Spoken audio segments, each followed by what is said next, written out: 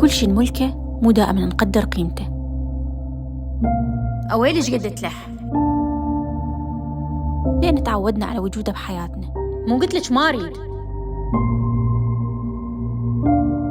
وما اهتمينا بأوقات حزنه وحاجته إلنا، ونعيش طول حياتنا وإحنا عندنا هم وإحساس بالذنب لأن ما قدرنا لحظاتنا السعيدة وياه.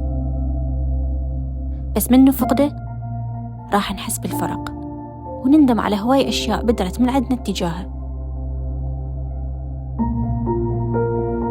بس عندنا وقت بعدنا إنه نصحح أخطائنا ونقدر قيمة الناس اللي بحياتنا.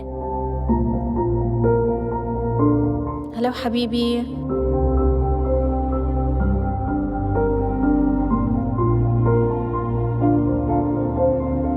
حبيبتي الحلوة، خصوصاً اللي تعب واللي ضحى على مودنا حتى نوصل للي إحنا بيه.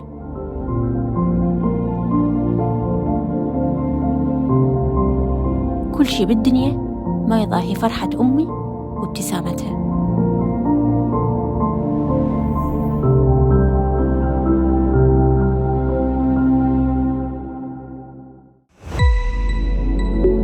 بلوبيري، المستقبل يصنعه المؤثرون.